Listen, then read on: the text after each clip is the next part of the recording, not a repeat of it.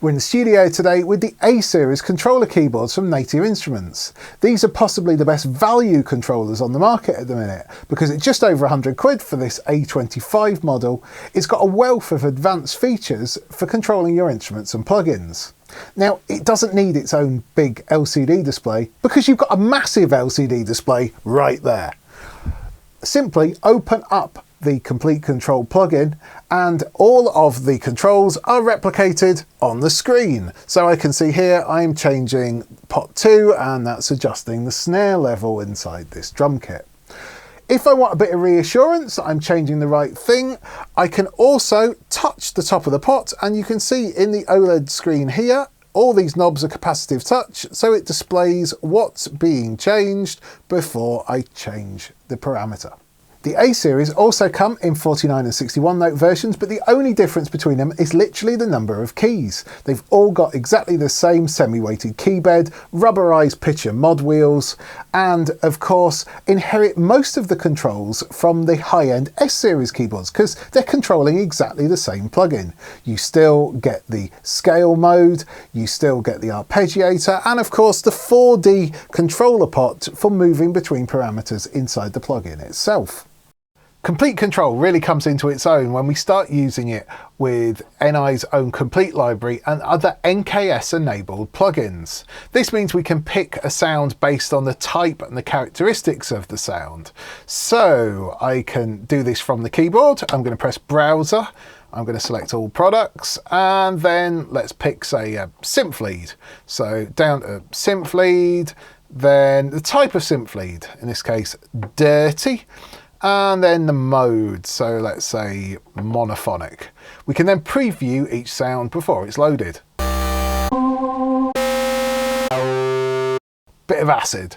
So it will then load up massive, which is providing this sound, and then all the parameters are mapped to the keyboard as well. If I click on the dial icon here, I can then see that dial 3 is mapped to the cutoff.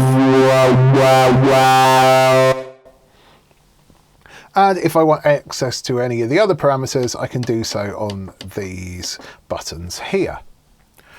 Just because a plugin isn't NKS enabled doesn't mean it can't be used. I've got Serum here, which isn't officially supported, but of course all of the parameters are actually mapped through to be controlled by the software.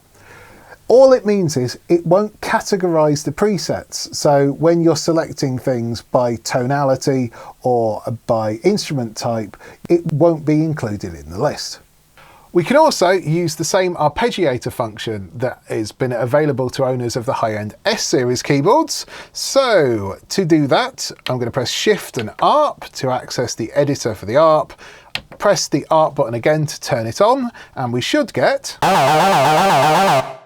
Now, we can change that because all of the controls are mapped through to the dials. So let's go up, down, slow it down a bit and give it a bit of swing. There we go. Next, we can also look at the scale function. Again, has been available to owners of the S-series keyboards. So to do that, turn ARP off. And in fact, I'm going to load a better sound to demonstrate this with. So let's press Browser, use the 4D encoder to go back to all types. And then instead of synth lead, I'm going to want a piano. What type of piano? A grand, sample-based. And then, oh, there we go. Alicia's keys, perfect. So load up Alicia's keys and then we're all mapped. To get into the edit scale mode, it's Shift and Scale. And without it on, play some minor chords. Then turn it on, I can see I'm mapped to C major. And of course we can change the type of chord as well. So major pentatonic, there we go. We can also get it to play chords on its own. So in that case, I just change the chord mode to harmony, and we can change the note position.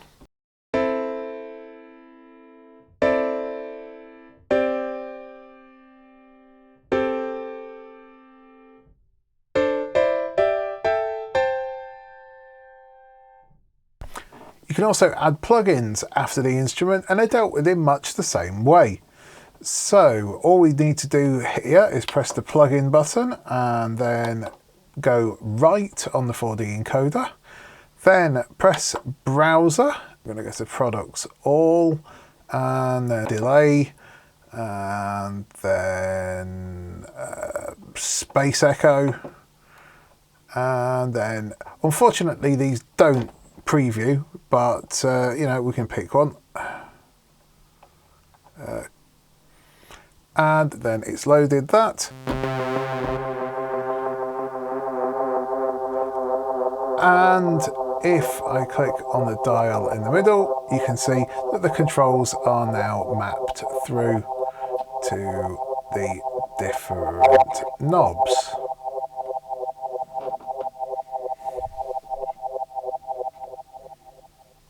There's also door control functions. So in this case, I'm controlling Ableton. I can press the track button and then use the 4D controller to move up and down tracks and throughout the arrangement. This flips when you're in clip mode, so you can move across and down the rows. There's also transport functions. So we've got play, record and stop. And also really handily, loop, metronome on and off, and a tap tempo.